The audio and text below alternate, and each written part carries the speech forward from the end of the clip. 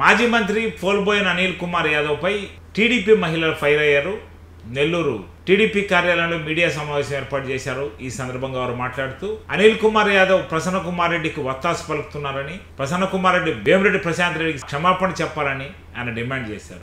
దాడి చేసినప్పుడు మొత్తం సీసీ ఫుటేజ్లు కానీ మీడియా కానీ ఎవరు దాడి చేశారా, ఎలా కొట్టారా, ఏ విధంగా తరుముకున్నారా అని ఉంది. మరి నిన్న ప్రసన్న కుమార్ రెడ్డి గారి ఇంటి మీద దాడి చేసినప్పుడు ఎవరు కొట్టారు, ఎవరు కారు తిప్పేశారు, ఎవరు లోపలికి వెళ్ళారు, ఎవరు పగలు కొట్టారు, సీసీ ఫుటేజ్లు మనుషులు ప్లేసులు తోట మీరు కానీ పెట్టగలిగితే అప్పుడు వేమిరెడ్డి దంపతులు కానీ ఇది చేశారని రుజువు చేస్తే మేము మీకు చెప్పిన దానికి తల ఉంచుతాం, కేసులు పెట్టుకోండి, కేసులు చేయండి.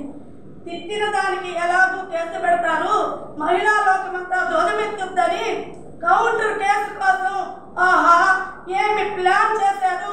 కాబట్టి మీరందరూ కూడా ప్రజలందరూ కూడా తెలుసుకోవాలి. సభ్య సమాజం తల ఉంచుకునే విధంగా ప్రవర్తిస్తున్నారు. మా అధినాయకుడు చంద్రబాబు నాయుడు గారు ఇప్పుడు కూడా ఓర్పు ఓర్పు అంటున్నారు. దయచేసి మీడియా సమక్షంలో చంద్రబాబు నాయుడు గారికి ఒకే విధంగా చెప్తున్నా, ఏ మహిళనైనా కించపరిస్తే మీరు కిరణ్ గారికి ఎలా అరెస్ట్ చేశారో 24 గంటల్లో అదే విధంగా 24 గంటల్లో అరెస్ట్ చేయాలని ఈ ప్రసన్న కుమార్ రెడ్డి ప్రశాంత్ మేడం గారికి క్షమాపణ చెప్పాలని తెలియపరుస్తూ, నీకు గతంలోనే చీరా సారా గాజులు పంపించాల్సింది ప్రసన్న కుమార్ రెడ్డి, మిస్ అయ్యావు, మరలా చీరా సారా గాజులు తెచ్చిస్తాం, అంతేగాని మేము ఇళ్ల మీదకి వచ్చి ఏమి చెయ్యము.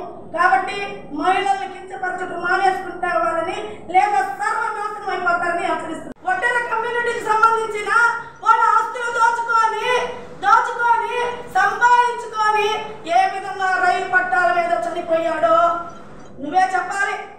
ఇకపోతే నెల్లూరులో ముగ్గురు మహనీయులు ఉన్నారు.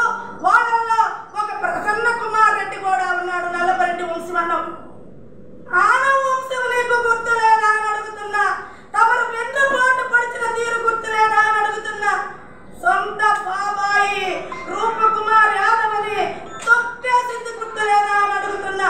నువ్వు చేసిన వెధవ పనులన్నిటికీ మసిపూసి రూపకుమార్ మీదకి నెట్టేసి నువ్వు హ్యాపీగా ఉన్నది గుర్తులేదా అని అడుగుతున్నా. నాకు నిన్ను చూస్తే అనిల్ గారు ఒకటే గుర్తొస్తుంది.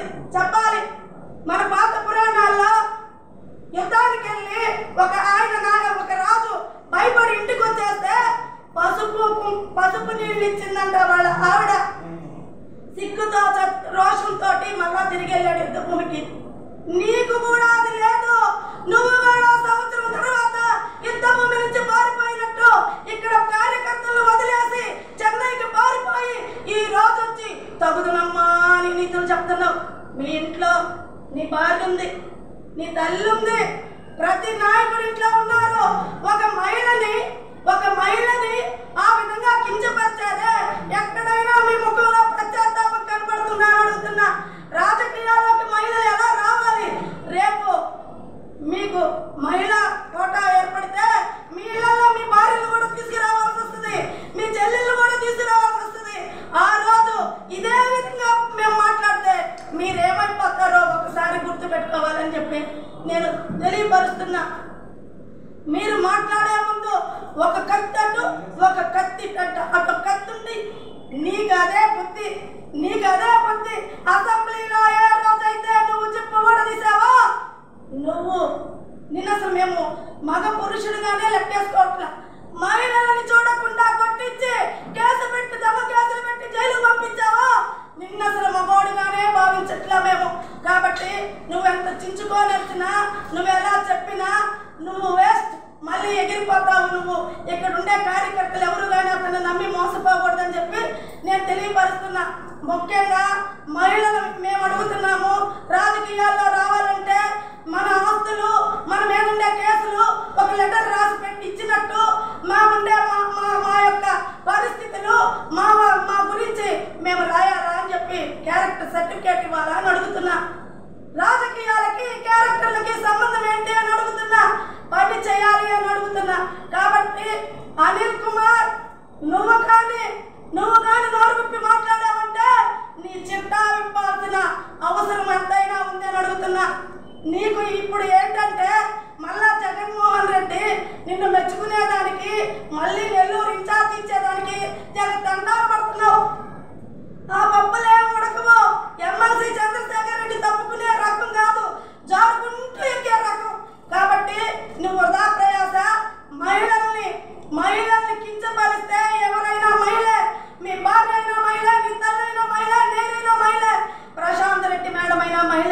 మహిళల్ని కించపరిస్తే ఎంకరేజ్ చేసే దానిలో నువ్వు మొదటి వాడివి.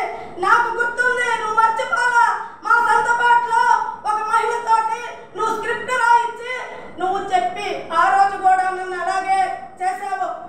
నువ్వు అనుకుంటున్నారేమో మీరు ప్రసన్న కుమార్ రెడ్డి కానీ అనిల్ కుమార్ కానీ ఇంకొకరు కానీ మేము రాజకీయాల్లో నుంచి పారిపోతాం అనుకుంటున్నారేమో. మేమేం పారిపోము.